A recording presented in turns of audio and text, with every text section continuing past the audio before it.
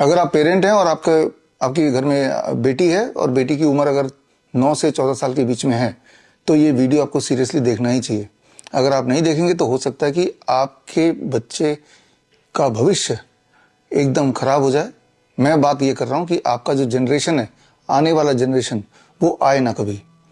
एक ऐसी planning already हो चुकी है, लॉन्च हो चुकी है भारत में, जिस प्लानिंग के तहत छोटे बच्चों को HPV वैक्सीन दिलाया जाने लगा है, ह्यूमन पेपिलोमा वायरस वैक्सीन। और बोला ये जा रहा है कि ये वैक्सीन बच्चों को इसलिए लगा रहे हैं, लड़कियों को, ताकि आगे चल के उनके सर्वाइकल कैंसर होने के चांसेस ना रहे। ये बहलाया जा रहा है, जबकि सच्चाई ये है कि HPV वैक्सीन अभी इसलिए लगा रहे हैं ताकि आगे चल के ये लड़कियां जब बड़े हों तो वो बच्चे पैदा करने लायक हो ही ना और इनफर्टाइल हो जाए। तो ये बात जो मैं आपको बता रहा हूँ, ये सबूतों के साथ आज से 2 साल पहले ऑलरेडी मैंने बता चुका था, और तब मैंने जिक्र किया था एक छोटी सी कहानी का। वो कहानी मैं आपको थोड़ा सा बता देता हूँ। आपने सुना होगा नेकेड एम्परर सिंड्रोम, मतलब नंगा राजा सिंड्रोम हिंदी में बोले तो।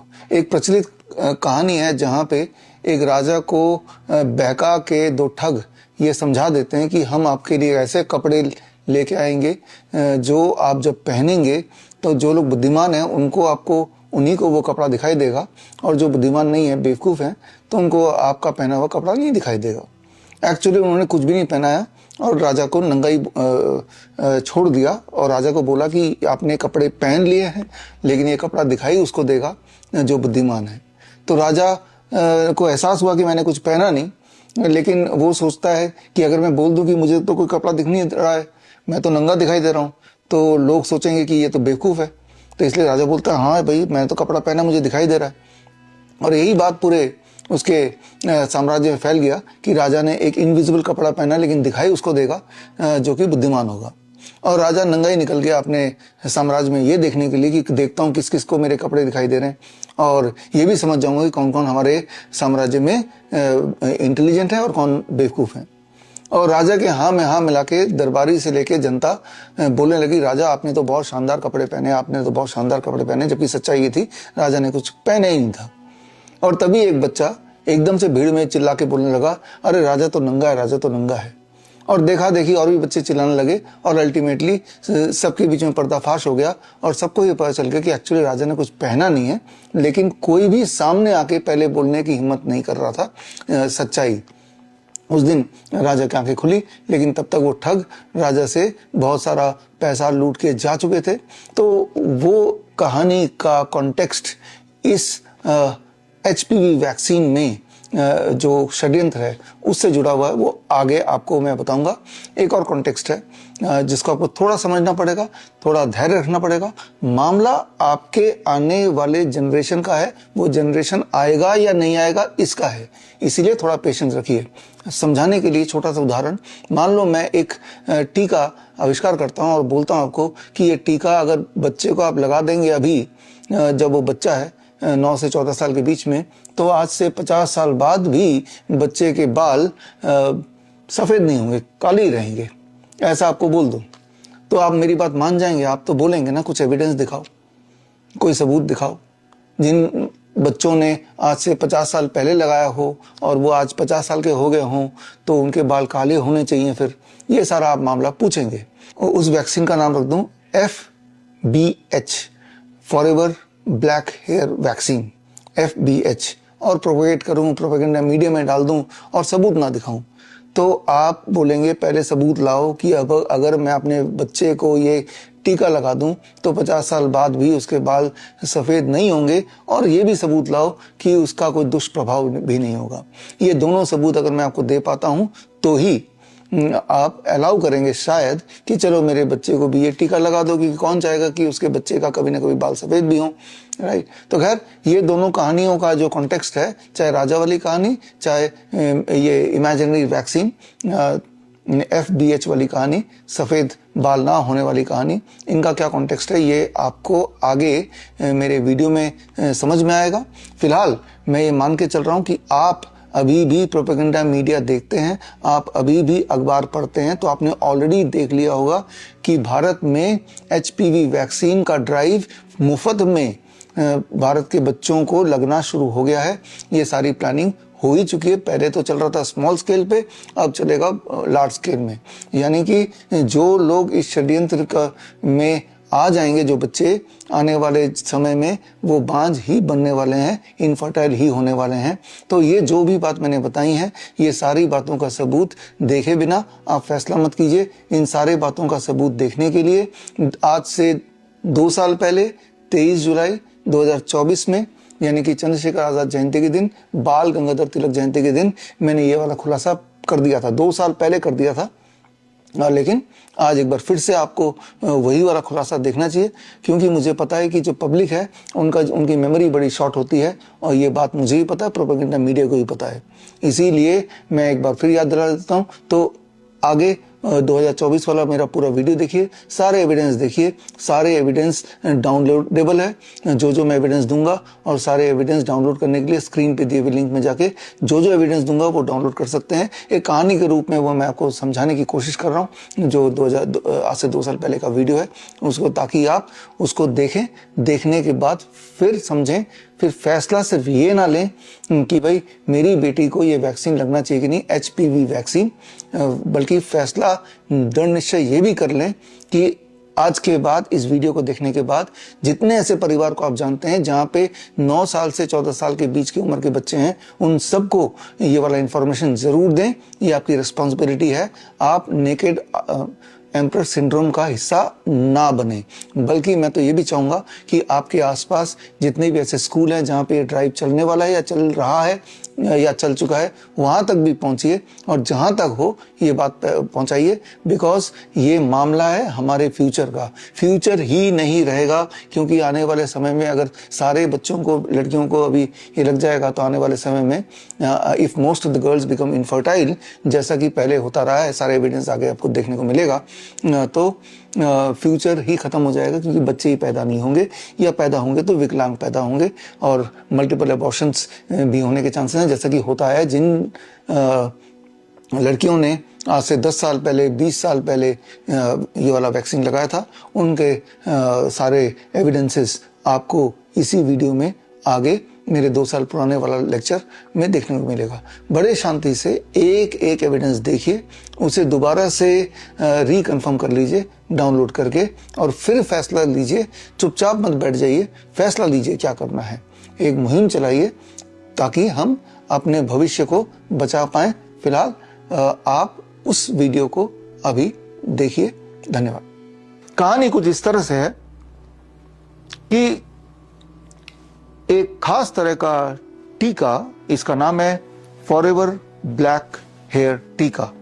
एक टीका जो आपको लगाया जाएगा, छोटे बच्चों को लगाया जाएगा, 9 साल से 15 साल 14 साल के बीच के बच्चों को, खासतौर पे लड़कियों को, और ताकि आज से 20 साल बाद, 30 साल बाद, 40 साल बाद उनके सफेद बाल सफेद ना हो जाएं, वो काले ही रहें। यानी कि एक खास तरह का टीका, मेरे हाथ में वो टीका है, और ये टीका है, ये वाला आप टेस्ट ट्यूब सैंपल देख रहे हैं, और ये टीका लेके उनके माथे पे लगा देंगे, छोटा सा टीका, और 9 साल से 14 साल के बच्चों को लगाया जाएगा। और एक्सपेक्टेशन ये है कि जब वो बड़े हो जाएंगे तब उनके बाल सफेद नहीं होंगे, वो काले ही रहेंगे। यानी कि फॉरएवर ब्लैक हेयर टीका, फॉरएवर ब्लैक हेयर टीका, FBH टीका। और उससे क्या होगा, उसका अंतिम रिजल्ट ये होगा जो कि प्रोपेगेट किया जा रहा है, कि इससे बड़े होने के बाद उनके बाल, आज से 20 साल बाद उनके बाल सफेद नहीं होंगे, 30 साल बाद सफेद नहीं होंगे, वो काले रहेंगे अगर अभी ये टीका लगा दो तो। इंपॉर्टेंट बात यह है कि ये टीका पहले से ही लग रहा है भारत में, और करीब 2009 में आंध्र प्रदेश में, गुजरात में कुछ 23,000 ट्राइबल लड़कियों को ये टीका लगाया गया, 23,000। और अभी जबकि आप ये लेक्चर मेरा सुन रहे हैं, भारत में, पंजाब में, तमिलनाडु में, सिक्किम में, दिल्ली में, महाराष्ट्र में, कम से कम 5 स्टेट्स में ये टीका मुफ्त में हजारों बच्चों को, लड़कियों को, 9 साल से 14 साल के बीच की लड़कियों को ये टीका ऑलरेडी लगाया जा रहा है, राइट नाउ ऑल्सो, जबकि आप ये लेक्चर सुन रहे हैं। और यही नहीं, ये टीका पिछले 20 सालों में लगभग 50 करोड़ छोटे बच्चों को लगा दिया गया है। तो एक सवाल दिमाग में आना स्वाभाविक है वो सवाल ये कि अगर 50 करोड़ बच्चों को लगा दिया गया, पिछले 20 साल से लगा ही रहे हैं, तो क्या उन बच्चों में 20 साल के बाद आज, जो कि उस वक्त अगर मान लो 10 साल के थे तो आज 30 साल के होंगे, तो क्या अब उनके बाल सफेद नहीं हो रहे हैं? तो रिजल्ट देखते हैं। इस तरह के बहुत सारे ट्रायल्स हुए हैं, ऑब्जर्वेशन स्टडी हुई है, रिजल्ट आपके सामने है, बट रिजल्ट तो बड़ा शॉकिंग है। और रिजल्ट ये कह रहा है कि बल्कि जिन लोगों ने ये टीका लगाया उनमें 44.6% सफेद बाल होने के चांसेस और बढ़ गए हैं, उल्टा हो गया है। अब एक सवाल अगर आपके दिमाग में आता है कि ये टीका लगाया जिन लोगों ने पिछले 20 सालों में, उनको कोई साइड इफेक्ट तो नहीं हुए? साइड इफेक्ट तो नहीं हुए, इसका जवाब बड़ा शॉकिंग है और जवाब सबूतों के साथ है। जवाब ये कि जिन लोगों ने लगाया, जिन बच्चों ने लगाया, 20 साल बाद पता चला कि उनमें 27% मिसकैरेज हो गया। यानी कि 100 में से 27% लड़कियां, राइट, बच्चे पैदा करने से पहले वो स्पॉन्टेनियस एबॉर्शन हो गया। आपको यहाँ पे समझना होगा, अगर हम यूएस की बात करें, डेनमार्क की बात करें, नॉर्मली वहां पे 9 से 10% स्पॉन्टेनियस एबॉर्शन होते हैं, मिसकैरेज होते हैं। लेकिन वो बच्चे जिन्होंने ये वाला टीका लगाया, उनमें जो मिसकैरेज का रेट है वो 10% की जगह 27.4% हो गया। यानी कि मिसकैरेज का रेट बढ़ गया। चाहे वो यूएस की बात करें, मिसकैरेज का रेट बढ़ गया, चाहे हम यूके की बात करें, तो इन सब देशों में, या डेनमार्क की बात करें, वो रेट बढ़ गया। लेकिन इसके अलावा इससे भयानक बात वो ये कि जिनके बच्चे पैदा भी हुए उनमें बहुत सारे बर्थ डिफेक्ट देखे गए। और इसके अलावा तीसरी बात चौंका देने वाली वो ये कि अधिकतर जो इस तरह के टीका लगाने वाली लड़कियां थी वो बांझ बन गई, वो इनफर्टाइल हो गई और उनमें ऑटो इम्यून ओवरी डैमेज हो गया। यानी कि वो बच्चा पैदा करने में अब सक्षम है ही नहीं। और अगर आप डेटा की बात करें तो यूं मानिए कि ये है यूनाइटेड स्टेट्स का ग्राफ देख रहे हैं। यूनाइटेड स्टेट में करीब 2006 में ये टीका इंट्रोड्यूस किया था और जो 2006 के बाद से अगर आप ध्यान से देखें तो जो बर्थ रेट है देश का वो धीरे धीरे कम होता जा रहा है। और सेम इज इन यूके में 2008 में ये टीका इंट्रोड्यूस किया गया था और टीका इंट्रोड्यूस करने के बाद यूके का बर्थ रेट भी जो ऊपर जाना था वो नीचे जाने लगा। तो इससे ये क्लियर हो जाता है कि ये टीका ना तो बालों को काले रखने में मदद कर रहा है, उल्टा ये टीका लड़कियों में बांझपन ला रहा है, इनफर्टिलिटी ला रहा है और उनको हमेशा के लिए बांझ या इनफर्टाइल कर दे रहा है। तो ऐसा क्यों हो रहा है, इस बात को समझना चाहते हैं तो इस टीका में एक खास तरह का केमिकल मिला दिया गया है। वो केमिकल है बोरेक्स। बोरेक्स एक खास तरह का केमिकल है, ये अगर आपके बॉडी में चला जाता है तो आप इनफर्टाइल बन सकते हैं। ऐसा ये सारे रिसर्च पेपर है जो आप देख सकते हैं। अब सवाल ये आता है, जबकि ये टीका किसी काम का नहीं है और इससे बांझपन आ सकता है, पॉपुलेशन डीकंट्रोल हो सकता है, तो इस टीका को परमिशन एफडीए ने क्यों दी? इसके पीछे भी एक षड्यंत्र है, इसके पीछे भी एक चालाकी है। वो चालाकी आपको समझना होगा। चालाकी ये कि अगर मैं इसके उदाहरण से बताऊं कि जब भी कभी कोई नया दवा या नया टीका या नया कोई एक मेडिकल ट्रीटमेंट आता है तो तब लोगों तक पहुंचाने से पहले उनका ट्रायल होता है। ट्रायल में ये देखा जाता है कि क्या ये टीका प्रभावशाली है, नंबर 1। नंबर 2, क्या इसका कोई साइड इफेक्ट तो नहीं है। तो उसके लिए ट्रायल के लिए लोगों को इनवाइट किया जाता है कि कौन लोग ट्रायल में पार्टिसिपेट करना चाहते हैं, उनको बहुत पैसे देते हैं। और ट्रायल में मान लो 1000 लोग पार्टिसिपेट करते हैं, उनमें से 500 लोगों को टीका दिया गया और 500 लोगों को टीका की जगह प्लेसेबो मतलब उसमें कुछ भी नहीं है, उसमें सिर्फ पानी है, वो दिया गया। और ना तो साइंटिस्ट को पता है ना इन्हीं लोगों को पता है कि हमें टीका मिला असली वाला या हमें प्लेसेबो मिला है। अब देखा जाता है कि भाई अगर 2 साल बाद हम देखते हैं कि कितने लोगों के बाल अभी भी काले हैं टीका ग्रुप में in comparison to placebo group. 2 साल बाद इनमें कोई साइड इफेक्ट है कि नहीं और इनमें कोई साइड इफेक्ट है कि नहीं जिन्होंने कुछ नहीं लिया था। तो इस तरह से जब भी कभी दुनिया में कोई नई दवा आती है तो पहले उसका रैंडमाइज कंट्रोल ट्रायल होता है और रैंडमाइज कंट्रोल ट्रायल में एक ग्रुप में तो वो दवा रखी जाती है और दूसरे ग्रुप में प्लेसेबो रखा जाता है। प्लेसेबो मतलब कि दवाई देने का ढोंग, यानी कि टैबलेट देना है तो टैबलेट ना देके वो सिर्फ एक चीनी का छोटा सा टैबलेट का आकार बन जाता है और वो खिला देते हैं। उसको बोलते हैं कि भाई ये तो टैबलेट, ये तो असली वाला टैबलेट है, ताकि ना तो साइंटिस्ट बायस्ड हो, ना जिन्होंने वो जो ट्रायल के हिस्से में जो पार्टिसिपेंट है वो बायस्ड हों, इसीलिए ये फॉर्मेट होता है। लेकिन चालाकी यहां पे की गई, जब FBH टीका को मंजूरी के लिए गए, यानी कि फॉरएवर ब्लैक हेयर टीका को, तब उन्होंने क्या किया, चालाकी करके प्लेसेबो वाले ग्रुप में प्लेसेबो ना डाल के उसमें एक नई चीज डाल दी, इसका नाम रखा फॉक्सीबो। राइट, तो ये जो ग्रुप है जो प्लेसेबो होना चाहिए था, इसके अंदर फॉक्सीबो डाल दिया। फॉक्सीबो का मतलब है कि इसमें कुछ ऐसे केमिकल डाल दिए जो केमिकल आपको नुकसान पहुंचाएंगे, ये पहले से क्लियर है। जैसे एल्युमिनियम डाल दिया, इसमें भी बोरेक्स डाल दिया, इस तरह के कुछ अंश डाल दिए। यानी कि अब जब ट्रायल हो रहा है, वो ट्रायल हो रहा है बिटवीन द रियल FBH टीका and not the placebo and the फॉक्सीबो। और ट्रायल के अंत में ये बताया गया कि भाई देखो जी, इससे साइड इफेक्ट तो हो रहे हैं, करीब 50% जिन लोगों ने लिया उनमें साइड इफेक्ट हो गए, लेकिन इस ग्रुप में इससे भी ज्यादा साइड इफेक्ट है। इसका मतलब ये बड़ा अच्छा है। तो इसमें साइड इफेक्ट है, लेकिन इसमें भी साइड इफेक्ट है, और ये इससे ज्यादा अच्छा है। राइट, इस तरह का एक ट्रायल बना दिया, एक बोगस ट्रायल, और उस ट्रायल को बेसिस मान के FDA ने एक हरी झंडी दे दी। और ये ट्रायल का पूरा, अगर आपको सब कुछ पढ़ना है उसके बारे में, तो ये एक मैनुअल है जो उसी कंपनी का है, मर्क कंपनी का। ये मैनुअल आप पढ़ सकते हैं। मैनुअल डाउनलोड करने के लिए आप ये लिंक यूज कर सकते हैं।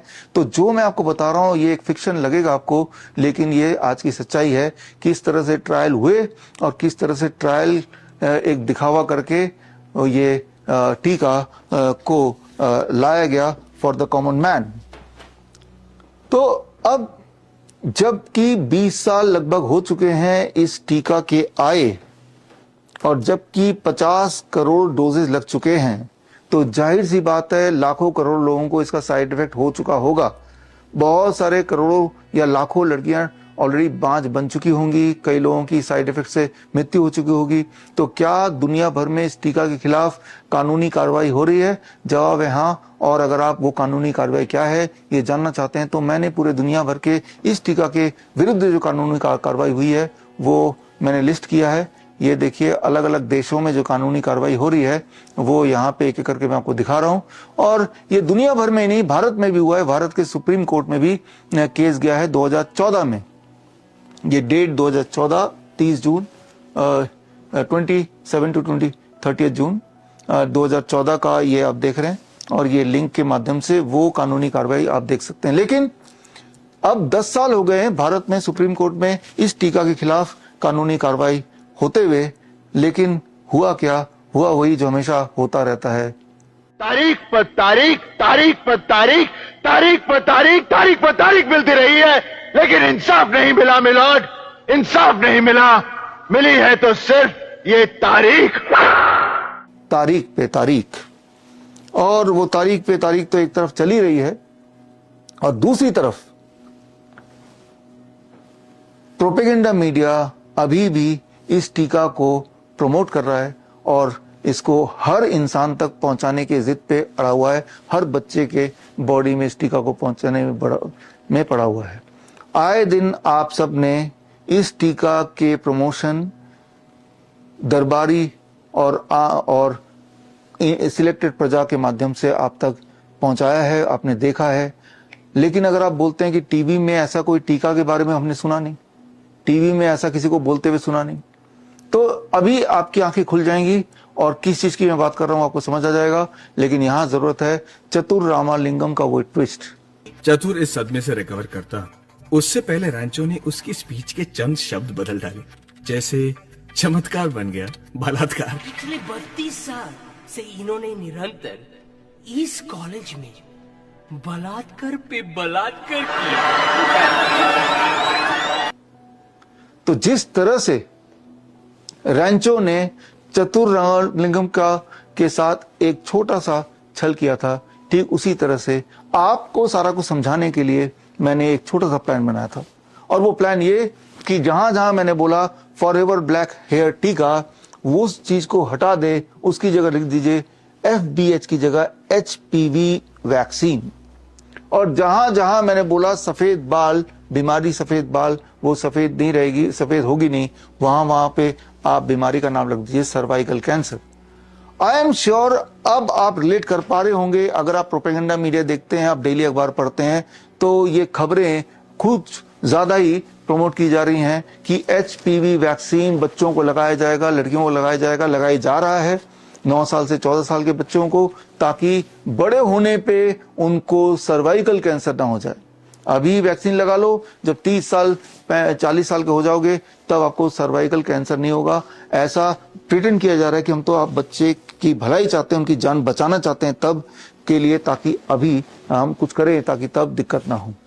जबकि मैंने आपको ऑलरेडी दिखा दिया कि इस सर्वाइकल कैंसर के वैक्सीन, HPV वैक्सीन के अगेंस्ट जो सच्चाई क्या है, उसके सारे आंकड़े विद ऑल द रिपोर्ट्स मैंने आपके सामने पेश कर ही दिया।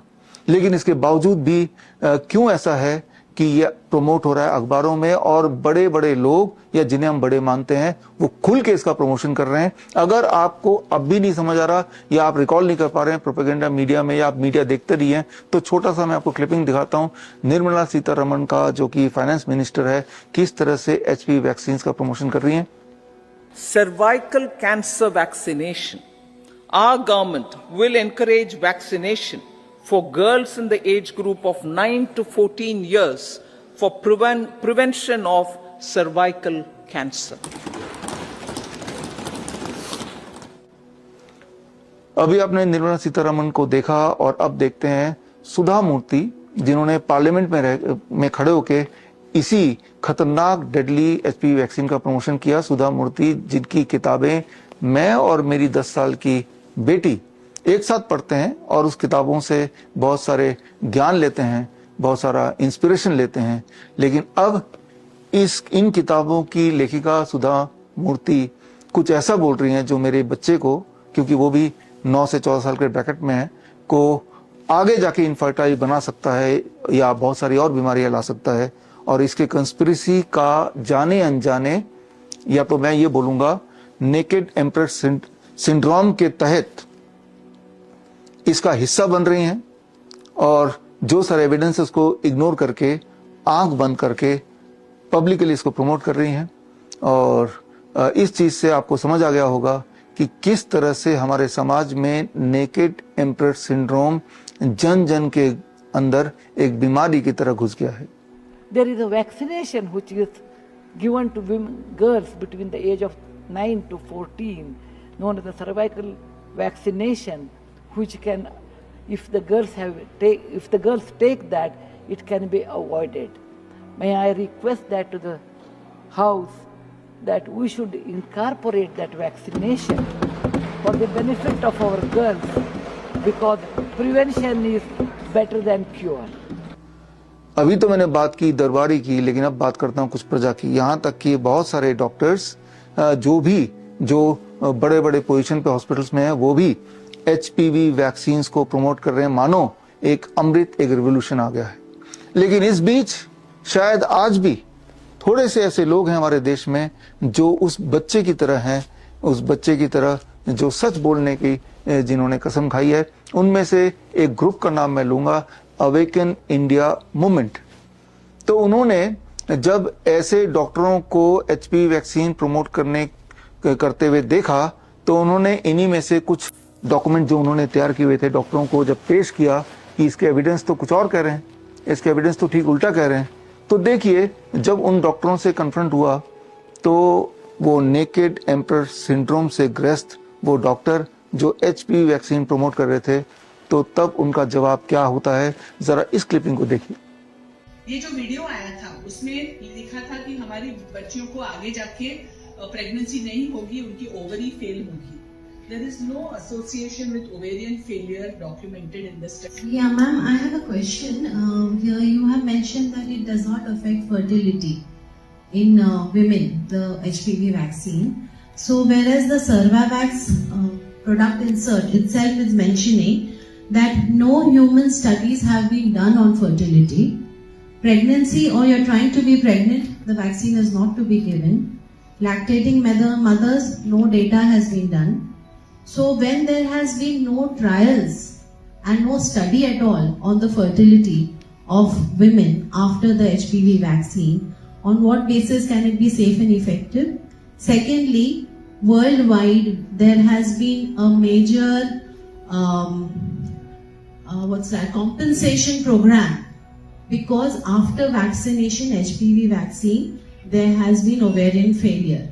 It is a recorded major compensation has been given for ovarian failure after the HPV vaccine. And whereas this Cervavax product insert says there has been no testing, no studies. What you're saying about there are no longitudinal studies. No studies at all. That is because, for example, when you are, even with COVID, for example, there was so much thinking, does COVID cause menstrual problem? Does it cause problems in fertility? We don't know, because we don't have that much data. So yes, there are not I would absolutely agree with you that we do not have studies. So we need to be a little objective, and we have to look at the greater good, and overall you have to believe and understand the information properly and then move forward. No, but ma'am, agree. Belief is fine, but it has to be on data, because your claim said that it does not affect fertility, but there has been no studies at all on that. तो अब तक आपको ये समझ आ गया होगा कि किस तरह से अगर प्रजा में, दरबारियों में नेकेड एम्परर सिंड्रोम आ जाए तो किस तरह से वो समाज के लिए नुकसानदेह हो सकता है, जानलेवा हो सकता है, एक खतरा हो सकता है। तो खैर, टू कंक्लूड दिस, आपको सिर्फ ये करना है कि ये journal of royal society of medicine, जो कि 2020 में आया था, इसमें जब से एचपीवी वैक्सीन लॉन्च हुआ तब से लेकर अभी तक का क्या रिजल्ट निकला, वो इसमें रिसर्च रिपोर्ट है। इसे पढ़ लीजिए तो आपकी आंखें खुल जाएंगी, आपके रोंगटे खड़े हो जाएंगे और आपको उसकी सच्चाई पता करना भी, समझना भी आसान हो जाएगा। लेकिन इन सब के बावजूद भी, जबकि इस तरह के एविडेंस बिल्कुल क्लियरली धरातल पे हैं, इन सब के बावजूद भी आज भारत में सीरम इंस्टीट्यूट ऑफ इंडिया, ये वही नाम है जिन्होंने आपको वो 2 खुराक दिए थे, जो कोविड के वैक्सीन लगाए थे, जिसकी वजह से अब सच्चाई सामने आ गई। आपको पता ही है कि लोग किस तरह से खड़े खड़े बैठे बैठे दम तोड़ रहे हैं, कार्डियक अरेस्ट, हार्ट अटैक का शिकार हो रहे हैं, जैसा कभी पहले ह्यूमैनिटी में नहीं देखा गया। और अब तो सीरम इंस्टीट्यूट ऑफ इंडिया ने बता भी दिया, एक्सेप्ट भी कर लिया कि हमें पहले से ही पता था, लॉन्च करने से पहले, कि आगे अगले 1-2 साल में यही होने वाला है। लेकिन इन्होंने वो छुपाया। लेकिन प्रॉब्लम उनकी नहीं है, प्रॉब्लम आपकी है, इस देश के नॉर्मल नागरिकों की है, कि जब ये पता चल गया है कि यही कल्प्रिट है और वो मान भी रहा है, तब भी हम में, आप में इतनी हिम्मत नहीं है उस छोटे बच्चे की तरह खुल के बोलें, जागरूकता फैलाएं कि इन पे भरोसा ना करें एंड इनको प्रोसिक्यूट किया जाए। लेकिन आज समाज में वो नेकेड एम्परर सिंड्रोम कूट कूट में हर एक के जहन में बस गया। इसीलिए जब इस टीका का साइड इफेक्ट से आपके परिवारजनों में अगर डेथ हुई या साइड इफेक्ट आपको आए, इसके बावजूद भी मुंह खोलने को, सच बोलने को ना तो तैयार हैं, ना उसको देखने को तैयार हैं। आप विलफुली उस सफेद झूठ का पार्ट बन के ही रह गए हैं, जिसकी वजह से समाज यहां पहुंच गया है। और मैं आपको बोल दूं कि अगर एचपीवी वैक्सीन भारत के हर लड़कियों को लग जाए तो आने वाले दिनों में अगला जनरेशन आ पाएगा कि नहीं ठीक से, ये बोलना बहुत मुश्किल हो जाएगा। यहां पे जब सीरम इंस्टीट्यूट ऑफ इंडिया ने यही एचपीवी वैक्सीन को भारत में लॉन्च किया, तो इन्होंने भी ट्रायल किया, क्योंकि ट्रायल पहला स्टेप है कोई भी चीज लॉन्च करने से पहले, मेडिकल चीजों को। ट्रायल का नतीजा अगर आप देखेंगे, इसमें जाके आप ट्रायल का नतीजा देख सकते हैं, ये मैंने पूरा दे दिया इनका लिंक। और ट्रायल का नतीजा ये कहता है कि ट्रायल में जिन लड़कियों ने ये इनका बनाया हुआ एचपीवी वैक्सीन लिया, उसमें लगभग 48%, यानी कि हर दूसरे लड़की को adverse side effect, adverse reaction हुए। एडवर्स रिएक्शन क्या हुए, उसकी जो लिस्ट है वो ये लिस्ट है, और उसकी लिस्ट में अगली लिस्ट ये है, ये 2 लिस्ट है। इसमें आप देखेंगे ये लगभग हर तरह की बीमारियां उनको हो गई, और ये साइड इफेक्ट का ही पार्ट है। और ये 2 साल के ट्रायल में ये सारे साइड इफेक्ट देखे गए। कितने लड़कियों में? लगभग हर दूसरे लड़की में, 50%, 48% टू वेरी प्रिसाइज। इसके बावजूद भी ये एचपीवी वैक्सीन जो सीरम इंस्टीट्यूट ऑफ इंडिया ने बनाया है, ये वही कंपनी है जिन्होंने आपको 2 खुराक दिए थे, जो आज भी पछता रहे, लेकिन ओपनली आप बोलने को तैयार नहीं। और ये वैक्सीन भी अब पूरे जोर शोर से प्रोपेगेंडा मीडिया के माध्यम से प्रमोट किया जा रहा है। इसके पीछे का मकसद क्या है? इसके पीछे का बड़ा क्लियर मकसद है। आपको ये समझना होगा कि जैसे मैंने बताया, पिछले लगभग 20 सालों में मर्क कंपनी ने अपने 50 करोड़ से ज्यादा डोजेस एचपीवी वैक्सीन के पूरे दुनिया में बेचे हैं, जिससे उनकी कमाई हर साल की लगभग 30,000 करोड़ से लेके सेल 50,000 करोड़ तक की हुई है।